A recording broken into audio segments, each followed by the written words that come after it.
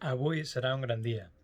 No sé si sou uns grans lectors o no sé si esteu enganxats a llibres cada dia, però hi ha una eina que és fantàstica i avui vull compartir-la amb vosaltres, i és el Kindle. I a més, avui anem d'estrena. No us ho perdeu. Doncs som-hi, aquí el tenim. Tenim tres versions de Kindle, el normal, el bàsic, el Paperwhite i l'Oasis. Aquest és l'últim model. Els altres dos tenen pantalla de 6 polzades, aquest passa a tenir de 7. Les diferències de preu són importants i anem a veure què tenim aquí. Em vaig decidir per aquest. La principal diferència és que la llum és càlida i per tant, si llegeixes al vespre nit, sembla ser que aquest és més recomanable. Caixa buida, senzilla, bé tal qual empaquetat. El logo, el nen llegint a l'arbre i el Kindle. Una mida i un pes al·lucinants. Carregador de Kindle, USB-C. Caixa sense més històries. El Kindle empaquetat amb un sobre de plàstic. És super lleuger. Acabat metàl·lic.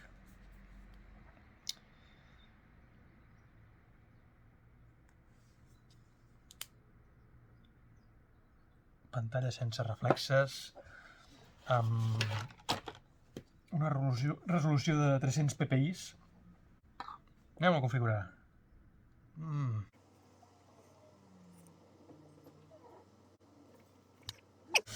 Resistent a l'aigua, amb wifi. Aquest és el model de 8 gigas. Com que els llibres són electrònics, realment ocupen poquíssim. A més, no cal que els portis tots a sobre. Aquí pots portar amb 8 gigas una barbaritat de llibres, més dels que segurament pots llegir o voler tenir sobre per consultar. Deien que la versió, el Kindle bàsic, tenia una resolució de 160 o 170 ppi, que són suficients per llegir, excepte que t'agradi llegir còmics. Si vols llegir còmics, has de saltar aquest model. La següent obligació de salt que tens és si vols que sigui resistent a l'aigua. El bàsic no ho és, i a partir del Paperwhite sí. I la següent diferència del Paperwhite en aquest és el tema de la llum càlida. I ja veurem com funciona més endavant, i com es carrega, i quants llibres li pots posar. Però aquí ja ho he vist per davant, per darrere, per dins i per fora, com és. Espero que us hagi agradat.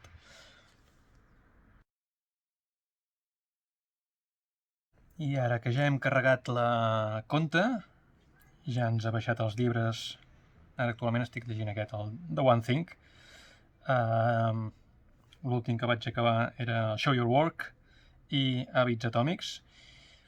Sempre que veig un llibre que m'interessa, el que faig és baixar-me a la mostra, i així el tinc una mica com per pendent de llegir, no? Bibliografia de Steve Jobs, o el mètode Ikigai, o... És un llibre de frases, Usted puede sanar su vida. La tira de frases que heu llegit per internet surten d'aquest llibre. Per mirar-me'l una mica per sobre. En Víctor Coopers, Vivir y trabajar con entusiasmo, fantàstic. Fantàstic escoltar-lo i fantàstic llegir-lo. I aquí tens tots els llibres que t'has anat baixant.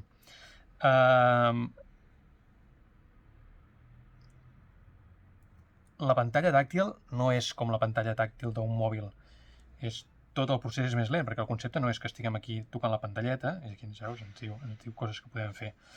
Però els subratllats són els mateixos que tens, es sincronitza amb l'anterior Kindle i es sincronitza amb l'aplicació que tinguis al mòbil o la tablet, i et permet fer les opcions de subratllat igual que en el mòbil. Et permet buscar paraules, la traducció de paraules. A mi em va bastant bé quan estic llegint un llibre d'anglès, perquè sempre hi ha alguna paraula estranya i difícil que no la tens i que te la pots posar amb la definició i fins i tot la traducció, que aquí si introdueix d'English a English no farem de res, però estic segur que per aquí hi ha d'haver English a català. Llavors ja sabem que l'UR és esquer. Fantàstic. I això, al passar els botons en la pàgina es pot aguantar el Kindle amb una sola mà i pots tirar les pàgines endavant o enrere. Sembla paper, sembla un paper escrit, no fa reflexes dels llums. Pinta molt bé, la veritat, us ho aniré comentant. Afegeixo 4 dades més dels 3 models comparant-los, perquè així tenim la informació completa. El Kindle, el bàsic, sense cognoms, Kindle i prou, és una pantalla de 6 polzades, la resolució, dit 160x170, són 167, llum, 4 LEDs, no té més, pots tenir tots els llibres a dins, pantalla tàctil, etc. Següent pas, Kindle Paperwhite. Estem parlant de més resolució, estem parlant ja de 300 pps. El que dèiem, la diferència entre 167 i 300, quan estàs amb lletres, és poc apreciable, o és suficient els 167 pps. Si estem mirant còmics o si volem mirar dibuixos, o directament si ens volem passar PDFs en el Kindle per poder-los llegir, sí que val la pena aquests 300. Amb el Paperwhite passem a 5 LEDs en comptes de 4. Ja té resistència, a més, resistència a l'aigua, que si algú vol, no sé, llegir a la banyera o al costat de la piscina, doncs pot valdre la pena. Sempre estem parlant de pantalles sense reflexes, amb aquesta tinta que et permet mirar pantalla com si fos paper. I passem al Kindle Oasis, que ja estem parlant d'una pantalla de 7 polzades, amb 8 GB de mínim.